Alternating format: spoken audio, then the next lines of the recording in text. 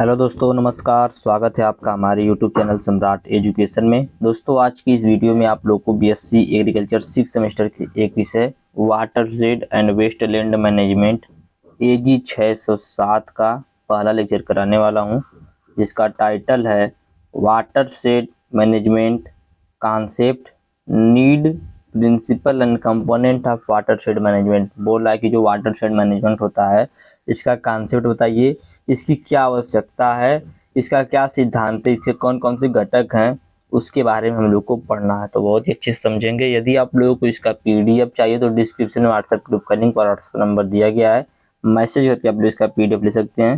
चलिए देखते हैं सबसे पहले इसका कॉन्सेप्ट क्या है। ठीक है, वाटरशेड मैनेजमेंट का। तो वाटरशेड को बोला जाता है जल ग्रहण। ठीक है, जल ग्रहण क्षेत्र इसको बोल सकते हैं वाटरशेड को। तो जल ग्रहण क्षेत्र क्या होता है? तो जैसा कि नाम से ही समझ में आ रहा है, जल ग्रहण मतलब जल को ग्रहण करने वाला कोई क्षेत्र होगा। तो जल ग्रहण या वाटरशेड एक भौगोलिक इकाई होता है जिसमें भूमि का वह क्षेत्र शामिल होता है जिसका समस्त अपवाहित जल, जो रन ऑफ वाटर उसकी बात हो रहा है, जिसका समस्त अपवाहित जल एक ही बिंदु से होकर गुजरता है। इसे जल निकासी बेसिन या जल संभरण क्षेत्र भी कहा जाता है। ठीक है, देखिए मैं आप लोग समझाता हूँ। जैसे मान लीजिए आपका एक गांव है। ठीक है, एक गांव में, गांव के बीच में एक पोखरा है। गांव के बीच में एक पोखरा हो गया। आप लोगों का घर जो है किनारे किनारे पर पोखरी के मतलब बगल बगल में सभी का घर है। उसके बाद क्या होगा, यदि बारिश होगा, बारिश के पानी को नाली, छोटी छोटी नाली बनाकर किसी माध्यम से भी यदि हम उस पानी को इस पोखरे में डालेंगे तो यह जो पोखरा है यही क्या है, यही वाटर शेड है। मतलब हम लोग क्या कर रहे हैं यहाँ पर, जो बारिश का पानी उसको क्या करें हम लोग स्टोर कर रहे हैं कहाँ पर, एक समान बिंदु पर, सभी पानी को एक ही बिंदु पर स्टोर कर रहे हैं। इसीलिए बोला जा रहा है कि वाटर शेड मैनेजमेंट जो होता है या वाटर शेड जो होता है एक भौगोलिक इकाई होता है जिसमें भूमि का वह क्षेत्र शामिल होता है जिसका समस्त अपवाहित जल, मतलब इधर से भी जो पानी जा रहा है वो अभी नाली के माध्यम से इसी स्थान पर जा रहा है, इधर से जो बारिश का पानी वो अभी नाली के माध्यम से इसी जगह जा रहा है, इसी पोखरे में जा रहा है। इधर से भी जो बारिश का पानी है बहते हुए इसी में जा रहा है। अब अपवाहित मतलब क्या होता है कि जो भूमि पर बहने वाला जल होता है। जैसे बारिश जब होता है, जब वर्षा ऋतु में वर्षा होती है तो कुछ जल जो होता है भूमि सोख लेता है और कुछ जल जो होता है भूमि पर तैरने लगता है, मतलब फैलने लगता है या बहने लगता है। तो ये जो बहता हुआ जल है, इस बहते हुए जल को अपवाहित जल बोला जाता है या रन ऑफ वाटर बोला जाता है। यही जो अपवाहित जल है इसको एक स्थान पर स्टोर करना, किसी एक ही बिंदु पर स्टोर करने की प्रोसेस को ही बोला जाता है जल ग्रहण या वाटर शेड। तो ये हो गया वाटर शेड। उम्मीद करते हैं वाटर शेड समझ में आया होगा। वाटर शेड मैनेजमेंट क्या होता है? तो यह जो जल है इसको हम वहां तक ले जाने के लिए जो भी प्रोसेस करते हैं, उसको संरक्षित करने के लिए जो भी प्रोसेस करते हैं, इन सभी प्रोसेस को बोला जाता है वाटर शेड मैनेजमेंट। तो जल ग्रहण प्रबंधन का उद्देश्य जल, मृदा और जैविक संसाधनों का समुचित उपयोग एवं संरक्षण करना है ताकि इन संसाधनों की उत्पादकता और स्थिरता में वृद्धि हो सके। यह एक समेकित दृष्टिकोण है, मतलब एकीकृत दृष्टिकोण है जिसमें स्थानीय समुदाय की भागीदारी होता है, बहुत ही अनिवार्य होता है। ये हम लोग क्यों करते हैं? यह इसलिए करते हैं क्योंकि जल, मृदा और जैविक संसाधन जो हैं उनका समुचित उपयोग करें एवं उसका संरक्षण किया जा सके। ठीक है, तो जल ग्रहण क्या होता है समझ में आया, जल ग्रहण प्रबंधन क्या होता है वो भी समझ में आया। इसका उद्देश्य चलिए देख लेते हैं। जरूरत पूछा नहीं है लेकिन हम बता दें क्योंकि एग्जाम पूछ सकता है। तो इसका उद्देश्य है जल संसाधनों का संरक्षण और विकास, जल संसाधन जो उनका संरक्षण करना और उनका विकास करना, मृदा संरक्षण और सुधार, जैव विविधता का संरक्षण, बाढ़ नियंत्रण, सूखा प्रबंधन और कृषि उत्पादन में वृद्धि, ग्रामीण विकास इसका क्या मुख्य उद्देश्य है। इसके घटक कौन कौन से हैं? तो इसके घटक हो गए जैसे तालाब हो गया, चेक डैम हो गया, गड्ढा हो गया, ये सब क्या, ये सब इसके कंपोनेंट है। मृदा संरक्षण उपाय के कंपोनेंट कौन कौन से? तो समुचित जुताई हो गया, पौधों को ढकना, ये सब क्या हो गया, ये सब मृदा संरक्षण उपाय हैं। वन रोपण और वृक्षारोपण भी इसके कंपोनेंट है। ठीक है, जल संसाधन विकास में सिंचाई, जल आपूर्ति इसका कंपोनेंट है। कृषि विकास, पशुधन विकास, ग्रामीण विकास, ये सब इसके कंपोनेंट थे।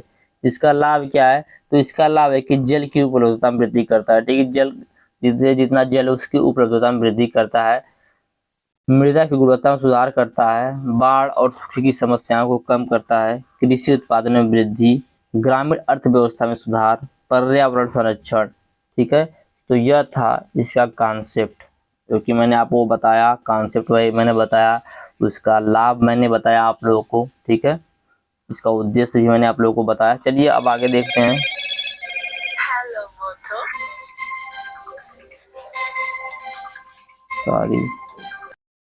सॉरी अब देखेंगे इसका नीड, जो कि हमने आप लोगों को पहले ही बताया था टाइटल में। वाटरशेड मैनेजमेंट का concept, need, principle and component पढ़ाना हम लोग को। तो अब इसका नीड देखेंगे, क्या आवश्यकता है हमें वाटरशेड मैनेजमेंट की। तो वाटरशेड मैनेजमेंट जो है इसकी क्या आवश्यकता है उसके बारे में हम लोग देखेंगे। तो जल ग्रहण प्रबंधन एक महत्वपूर्ण पहल है जो भारत जैसे देश के लिए अत्यंत आवश्यक है। इसकी आवश्यकता निम्न कारणों से होती है। जैसे आप लोग देखेंगे, बहुत हमारा जो भारत देश है यहाँ पर बहुत ज़्यादा क्षेत्र जो है वो सूखा है, मतलब सूखे के स्थिति में फसल को उत्पन्न करना पड़ता है ऐसे क्षेत्रों में। तो उन क्षेत्रों में यदि हम लोग वाटरशेड का यूज करेंगे तो वहाँ पर हम क्या करेंगे कि पानी का व्यवस्था हो जाएगा, जिससे हम लोग अच्छे तरीके से खेती कर सकते हैं, अधिक उत्पादन प्राप्त कर सकते हैं। तो यही सबसे बड़ा कारण है, ठीक है। तो पहला है जल संसाधन संरक्षण, सूखे की समस्या। तो भारत में कई क्षेत्र ऐसे हैं जो सूखे की चपेट में आते हैं। जल ग्रहण प्रबंधन वर्षा जल संचयन को बढ़ावा देता है, जिससे जल की उपलब्धता में सुधार होता है, ठीक है। मतलब इससे क्या होता है, सूखे की समस्या से छुटकारा मिल सकता है। आगे बाढ़ की समस्या। तो कुछ क्षेत्र ऐसे होते हैं जहाँ पर बाढ़ आ जाता है, तो जल ग्रहण क्षेत्रों में उपयुक्त प्रबंधन करके हम बाढ़ के जोखिम को कम कर सकते हैं या बाढ़ के जोखिम को कम किया जा सकता है। मृदा संरक्षण और जल संचयन के उपाय बाढ़ के प्रभाव को कम करने में मदद करते हैं, ठीक है। आगे है जल प्रदूषण नियंत्रण। तो जल ग्रहण क्षेत्र में उचित प्रबंधन से जल प्रदूषण को रोका जा सकता है। मृदा संरक्षण और वन रोपण से जल की गुणवत्ता में सुधार भी हो सकता है, ठीक है। तो यह पहला था। दूसरा पॉइंट है मृदा संरक्षण। तो इससे हम लोग मृदा संरक्षण को भी मृदा अपरदन को रोक सकते हैं, सॉइल इरोजन को रोक सकते हैं। तो जल ग्रहण प्रबंधन मृदा अपरदन को रोकने में महत्वपूर्ण भूमिका निभाता है। इसमें समोच्च जुताई, पौधे को ढकना और आदि तकनीकों से मृदा का संरक्षण होता है। आगे मृदा उत्पादकता को बढ़ाना। तो उचित मृदा प्रबंधन से मृदा की उर्वरता शक्ति को बढ़ा सकते हैं, जिससे कृषि उत्पादन में वृद्धि भी होती है। आगे जैव विविधता का संरक्षण। तो जल ग्रहण क्षेत्रों में वन रोपण और वन संरक्षण जैसे जैव विविधता को बढ़ावा मिल सकता है। जल ग्रहण प्रबंधन पारिस्थितिक संतुलन को बनाए रखने में भी मदद करता है, ग्रामीण विकास में भी मदद करता है। तो जल ग्रहण प्रबंधन से कृषि उत्पादन बढ़ता है, जिससे ग्रामीण अर्थव्यवस्था में सुधार होता है। जल ग्रहण प्रबंधन जो होता है इससे संबंधित गतिविधियों से लोगों को रोजगार भी मिलता है। स्वच्छ जल की उपलब्धता से ग्रामीण क्षेत्र में स्वास्थ्य में सुधार भी होता है, ठीक है। तो यह था इसकी आवश्यकता, क्या क्या इसकी आवश्यकता थी मैंने आप लोगों को बताया। अब देखेंगे इसका प्रिंसिपल और कंपोनेंट, इसका सिद्धांत क्या है, इसके घटक क्या क्या हैं। Principle and component of watershed management. सबसे पहले देखेंगे जल ग्रहण प्रबंधन के सिद्धांत, मतलब प्रिंसिपल, ठीक है।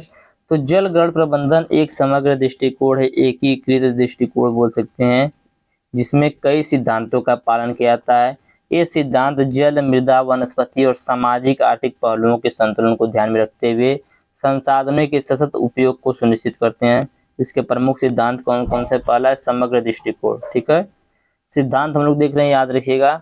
तो जल ग्रहण को एक इकोसिस्टम के रूप में देखा जाता है, जिससे सभी घटकों का आपस में संबंध होता है। इसलिए प्रबंधन में सभी पहलुओं को ध्यान में रखना आवश्यक होता है, ठीक है।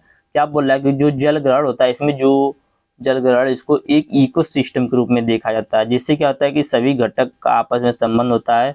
इसलिए प्रबंधन में सभी पहलुओं को ध्यान में रखना आवश्यक होता है। आगे स्थानीय समुदाय की भागीदारी। तो स्थानीय लोग की जरूरतों ज्ञान और सहयोग को प्राथमिकता दी जाती है, ठीक है। इसमें क्या होता है कि जो स्थानीय लोग हैं उनके जरूरतों को उनको ज्ञान दिया जाता है, उनके सहयोग की प्राथमिकता दी जाती है। उनकी भागीदारी से योजना निर्माण, कार्यान्वयन और निगरानी में प्रभावी योगदान होता है, ठीक है। आगे संसाधन संरक्षण। तो जल, मृदा, वनस्पति और जैव विविधता का संरक्षण और संवर्धन प्रमुख उद्देश्य होता है। आगे सतत विकास। तो जल ग्रहण के संसाधनों का उपयोग इस तरह से किया जाना चाहिए कि हमारी जो आने वाली पीढ़ियां हैं उनकी जरूरतों को भी पूरा किया जा सके। आगे मृदा जल संरक्षण। तो मृदा अपरदन को रोकने, जल संचयन को बढ़ाने और भूमि की उत्पादकता को बढ़ाने के लिए इसमें उपाय किए जाते हैं। आगे वन संरक्षण और वृक्षारोपण। तो वन आवरण बढ़ाने, जल चक्र को सुधारने और जैव विविधता को संरक्षित करने पर ध्यान दिया जाता है। आगे कृषि विकास।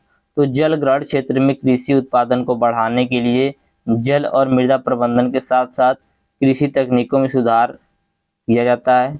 आगे पशुधन विकास।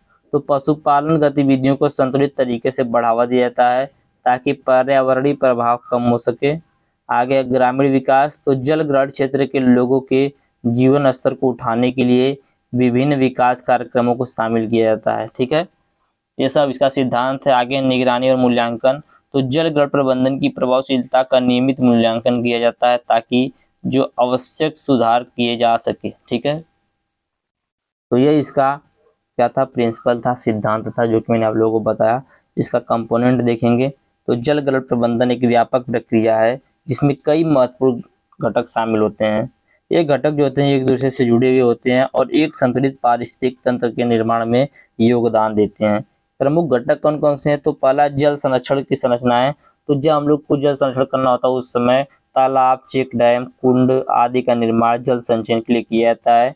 वर्षा जल संचयन के माध्यम से जल की उपलब्धता बढ़ाई जाती है। आगे मृदा संरक्षण उपाय, तो मृदा को संरक्षित करने के लिए समोच्च जुताई, पौधों को ढक दिया जाता है, घास की खेती की जाती है। इन सभी को करके मृदा अपरदन को रोका जाता है। मृदा की उर्वरता शक्ति को बनाए रखने के लिए भी उपाय किए जाते हैं। आगे वन संरक्षण और वृक्षारोपण, तो वनों को संरक्षित किया जाता है और नए वृक्षारोपण किए जाते हैं। जल चक्र को सुधारने के लिए और जैव विविधता को बढ़ाने के लिए भी प्रयास किए जाते हैं। आगे कृषि विकास, तो जल और मृदा संरक्षण के साथ संयुक्त रूप से कृषि उत्पादन को बढ़ाने पर भी ध्यान दिया जाता है। सिंचाई सुविधाओं का विकास किया जाता है। उन्नत बीजों का उपयोग, कृषि तकनीकों का सुधार आदि पर भी ध्यान दिया जाता है। आगे पशुधन विकास, तो पशुपालन को बढ़ावा दिया जाता है लेकिन पर्यावरणीय प्रभाव को कम करने के उपाय किए जाते हैं। चारागाह विकास, पशु स्वास्थ्य, दुग्ध उत्पादन आदि पर भी ध्यान दिया जाता है। आगे ग्रामीण विकास, तो जल ग्रहण क्षेत्र के लोगों के जीवन स्तर को उठाने के लिए विभिन्न कार्यक्रम चलाए जाते हैं जैसे शिक्षा, स्वास्थ्य, रोजगार सृजन आदि, इन सभी पर ध्यान दिया जाता है। आगे सहभागिता और क्षमता निर्माण, तो स्थानीय समुदाय की सक्रिय भागीदारी सुनिश्चित की जाती है। जल ग्रहण प्रबंधन के लिए आवश्यक ज्ञान और कौशल का विकास किया जाता है। आगे निगरानी और मूल्यांकन, तो जल ग्रहण की स्थिति की नियमित निगरानी की जाती है। प्रबंधन योजनाओं की प्रभावशीलता का मूल्यांकन किया जाता है। ठीक है, तो यह आप लोगों का पहला लेक्चर जो पूरा कंप्लीट हो चुका है। कंपोनेंट ज़्यादा नहीं है, याद रखिएगा। तालाब, नदी, कुआं, चेक डैम ये सब हो गए। ठीक है, जल को संरक्षित करने के लिए। मृदा को संरक्षित करने के लिए आपको अगर समोच्च जुताई, पौधे को ढकना, घास की खेती करना आदि प्रोसेस, तो विभिन्न प्रकार के कंपोनेंट है जो कि मैंने आप लोगों को बताया। उम्मीद करते हैं पहला लेक्चर आपको अच्छे से समझ में आया होगा और वीडियो भी अच्छा लगा होगा।